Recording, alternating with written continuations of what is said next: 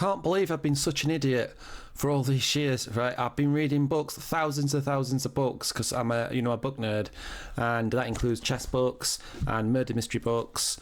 But it's only really within the last year or so that I've understood how to read a chess book, and I've been going through this amazing series on this channel, Michael Stean's Simple Chess, and this is my third reading of the book, maybe three, at least three, all the way through from start to finish. The problem with that is, I'm not engaging with the book. If you just read a book through, like a murder mystery, right, like this amazing murder mystery, I don't know who wrote it, but it's really good value and it's very, very good. If you're just reading a book though, like a murder mystery, what I mean by that is you're reading it from the start, you're reading it to the end, I've finished it.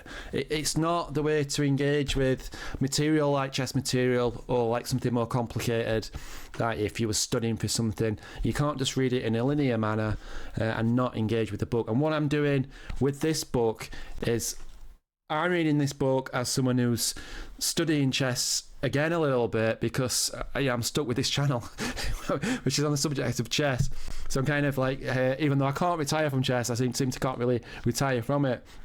But what I'm doing, what I'm looking at doing, is actually engaging with the book.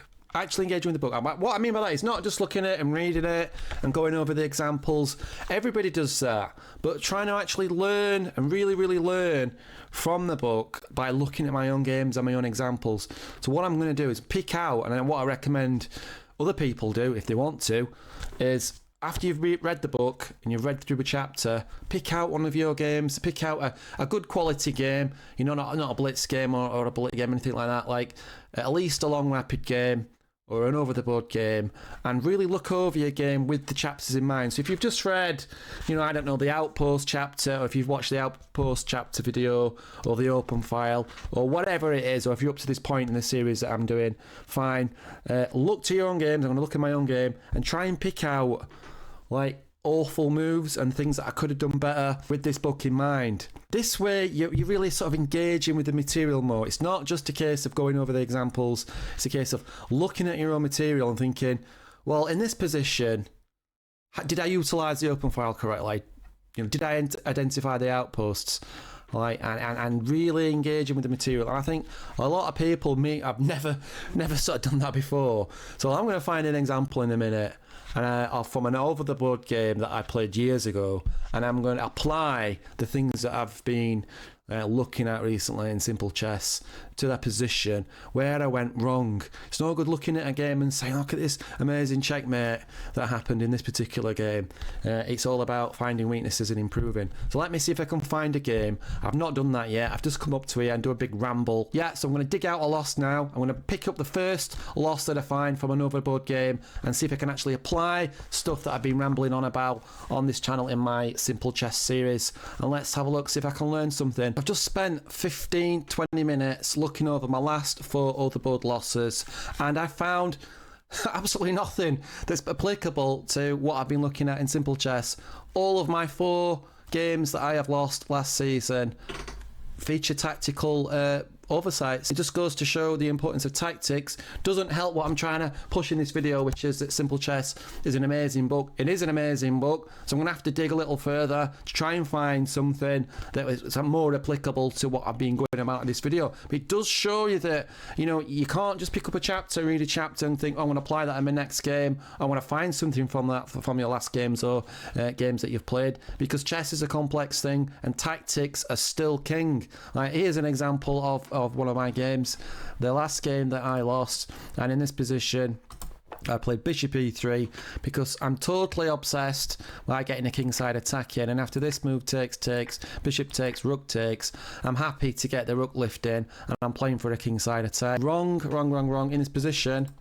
Right, what I should have done instead of bishop e3 is found the tactical idea, bishop a4, hitting the knight moves, and I'm a pawn up in the position. So that's a tactical thing, not necessarily a positional one. But then again, actually looking at this, and it's something I did pick up on, but it's maybe not a major factor. This backwards pawn is probably quite interesting now in that I could probably potentially target this.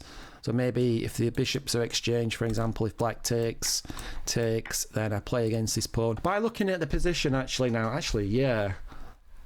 actually finding the tactic and then using the sort of things that I've been looking at in this book to go against black. In this position, I really fancy white's chances. It's not just a pawn, it's going against this weak pawn, it's going up against this pawn. So yeah, but you've got to find the tactics first. Tactics and strategy have got to go hand in hand, and this move just fails to find this tactic here, just winning that pawn. Because I'm rusty and mostly retired. So let me go back a little bit further, see if I can find another one of my games where I can actually apply things more directly from this book. Although I absolutely must go and get a cup of coffee or a cup of tea, so I'm going to do that first. I wrote this song 2 hours before we met. I didn't know your name or what you look like yet. You could have stayed at home.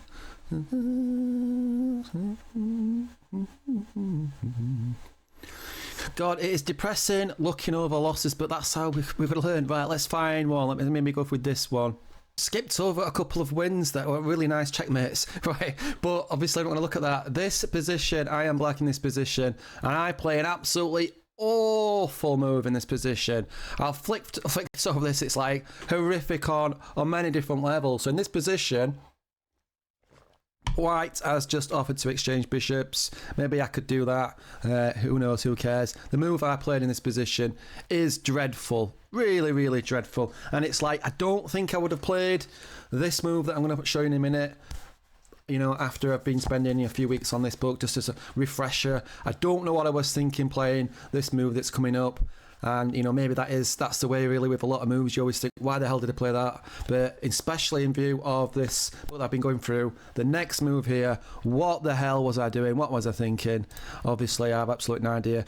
In this position, embarrassingly, really ugly, I play c5. Ouch!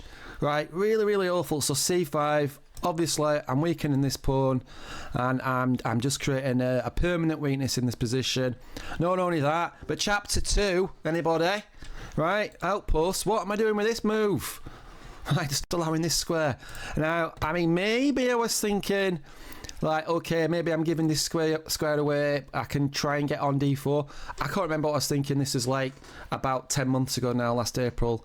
But even so, I mean, white's got c3, can just kick a piece.